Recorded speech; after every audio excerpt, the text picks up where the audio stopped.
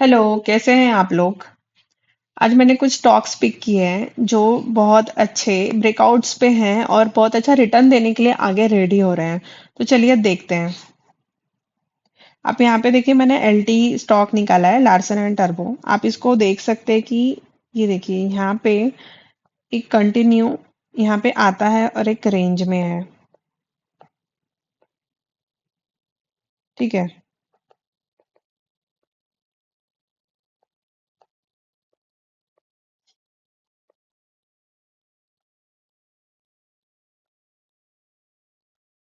देखिए।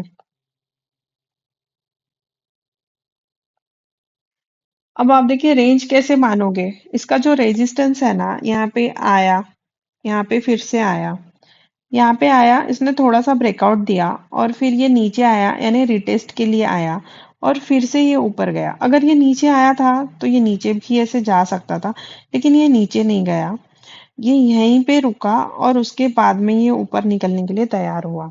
ठीक है? तो अगर इसको ये क्रॉस करता है, इस लाइन को, तो ये हमें बहुत अच्छा-सा रिटर्न देखने के लिए मिल सकता है। तो आप यहाँ पे देख सकते हो, यहाँ पे इसका पहला टारगेट ये रहेगा 4400।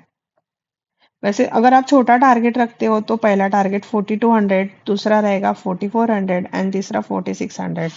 इसको देखिए, एनालिसिस करने के लिए ना हमें एक चीज ध्यान रखना पड़ेगा कि कोई भी स्टॉक है ना एक अच्छे से रेंज में रहे और उस रेंज में से बाहर निकले, क्योंकि कभी भी स्टॉक है ना बहुत चलता है, चलने के बाद में एक अच्छा सा रेंज बनाता है।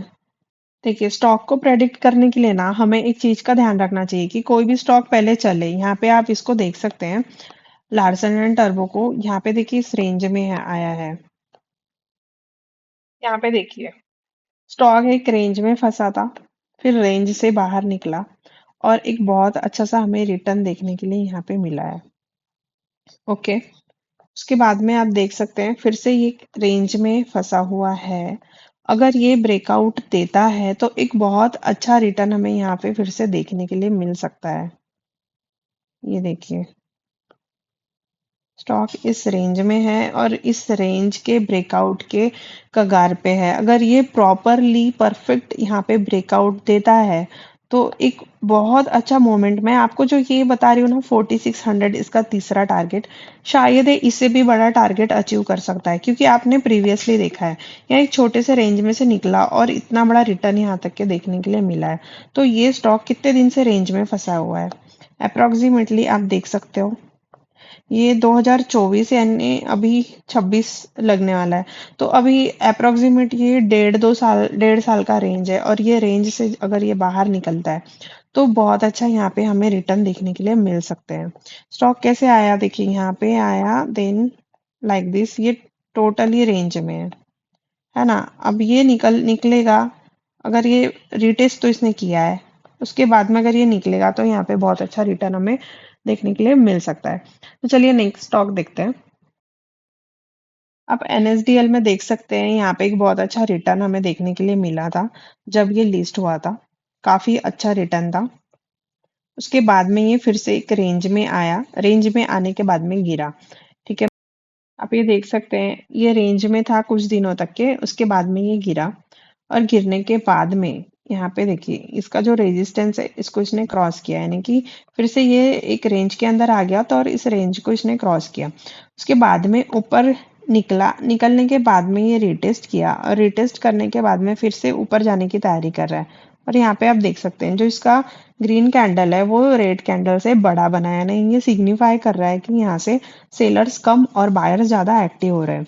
अगर ये इस रेंज को निकाल लेता है सक्सेसफुली तो ये हमें बहुत अच्छा एक रिटर्न देखने के लिए मिल सकता है। तो आप इसको 2 3 महीने 4 महीने के लिए होल्ड कर सकते हो। एनएसडीएल जो है एक नेशनल सिक्योरिटी है, यानी डिपॉजिटरी सिक्योरिटी है, तो इसके अंदर हमें बहुत अच्छा रिटर्न देखने के लिए मिल सकता है, जैसे हमें सीडीएसएल में मिला। और ये अभी लिस्ट हुआ है और लिस्ट होने के बाद में नीचे के ही सपोर्ट से ऊपर निकलने की कोशिश कर रहा है, तो आगे हमें अच्छे रिटर्न ही देखने के लिए मिल सकते हैं। तो इसको आप लॉन्ग टर्म के लिए एंड शॉर्ट टर्म के लिए दोनों भी चीजों के लिए होल्ड कर सकते हो, लेकिन आपकी एनालिसिस के ऊपर, यानी आप इसको एनालिसिस कीजिए, समझने की कोशिश करिए कि स्टॉक्स कहाँ परफॉर्म कर रहा है, कौन से चार्ट्स बना रहा है, और क्या मतलब कहाँ से सपोर्ट ले रहा है, रेजिस्टेंस ले रहा है, आप खुद स्टडी कीजिए, उसके बाद में आप डिसीजन पे आइए। ओके, चलिए हमें तीसरा स्टॉक देखते हैं।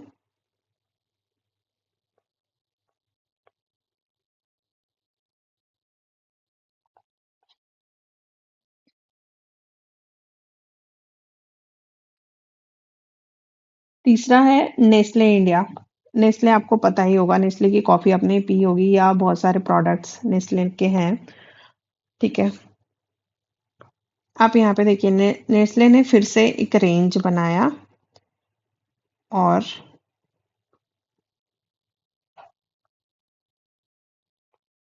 सी आपको एक चीज लगी होगी कि अगर आपने मेरे प्रीवियस वीडियोस देखे होंगे, अगर या आप ये भी वीडियो देख रहे हैं, मैं ज्यादातर रेंज पे काम करना पसंद करती हूँ क्योंकि मार्केट ना बहुत अच्छे रिटर्न्स देते हैं जब वो रेंज से निकलते हैं। अगर आप खुद एनालिसिस करोगे तो आप बहुत अच्छे से समझ पाओगे। यहाँ पे देखिए, यहाँ पे फिर से ये देखिए, ये रेंज के अंदर जाके एंड देन अगर ये इसको क्रॉस करता है सक्सेसफुली तो यहाँ तक जा सकता है, और यहाँ तक जाने के बाद में फिर से ये एक अच्छा सा रेंज बनाए तो ये और ऊपर की तरफ निकल सकता है। बहुत सिंपल सा बेसिक है कि कोई भी स्टॉक चलता है, चलने के बाद में रुकता है, रुकने के बाद मतलब वो थकता है, रुकता है और फिर से बहुत अच्छे रेंज में आता है और फिर से निकलने की कोशिश करता है। तो नेस्ले में मुझे ऐसे अभी समझ में आ रहा है कि ये अभी रेंज में था और इस रेंज से बाहर निकला और बाहर निकलने के बाद में यहाँ पे फिर से अटका हुआ है, और इसको अगर ये सक्सेसफुली क्रॉस करता है तो हमें 101% अकॉर्डिंग टू मी 1400 तक ये जा सकता है, और इससे अगर ये निकले तो ये और ऊपर की तरफ जा सकता है। तो आप देखिए, प्रेडिक्ट कीजिए, एनालिसिस कीजिए इस पे और कमेंट्स करके मुझे बताइए आगे क्या हो रहा है स्टॉक्स में और कौन से चार्ट्स बना रहे हैं। ओके, चलिए नेक्स्ट देखते हैं।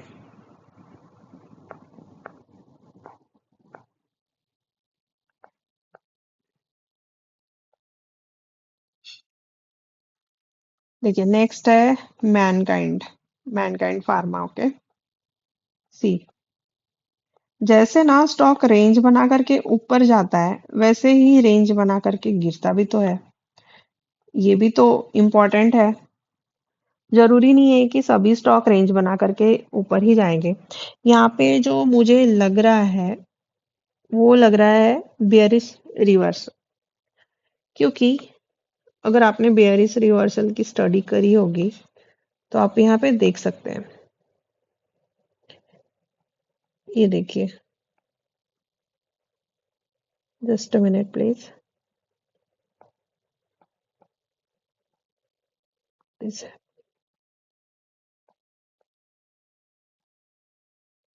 ये देखिए, सी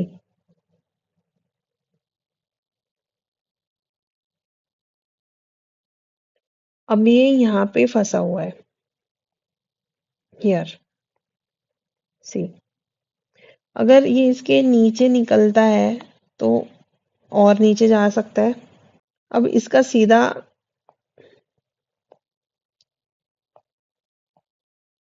अब इसका सीधा जो सपोर्ट, नेक्स्ट सपोर्ट रहेगा वो रहेगा ये।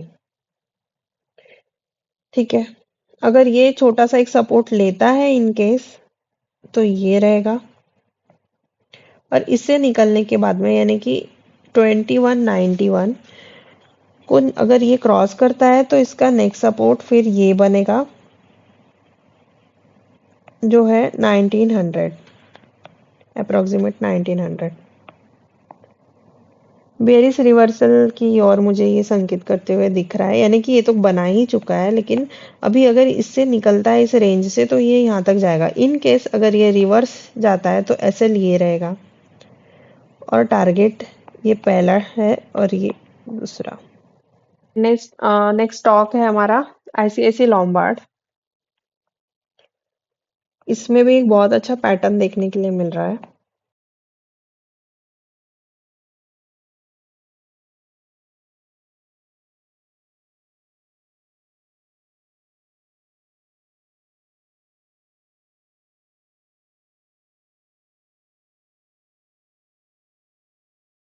देखिए आप यहाँ पे देख सकते हैं बुलिश ट्रायंगल की तरफ ये लग रहा है।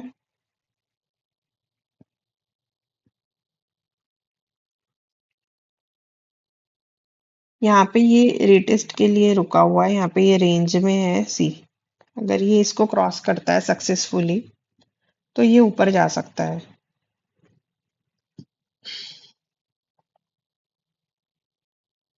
और इसका टारगेट जो है ये रह सकता है। ठीक है,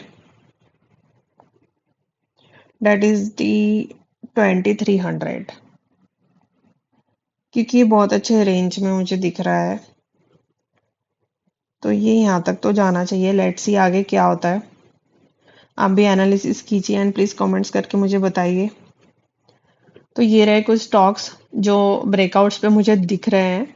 वो चाहे ऊपर की तरफ हो या कुछ स्टॉक्स में नीचे की तरफ हो, लेकिन ब्रेकआउट पे मुझे नजर आ रहे हैं। लेकिन आगे क्या होता है वो डिपेंड करेगा आगे के कुछ वीक पे या कुछ दिनों पे। तो आप भी इसको नज़र में रखिए, एनालिसिस कीजिए एंड प्लीज कमेंट्स करके मुझे बताइए कौन से स्टॉक्स में कौन से पैटर्न्स बन रहे हैं। थैंक यू सो मच मेरा वीडियो देखने के लिए। एंड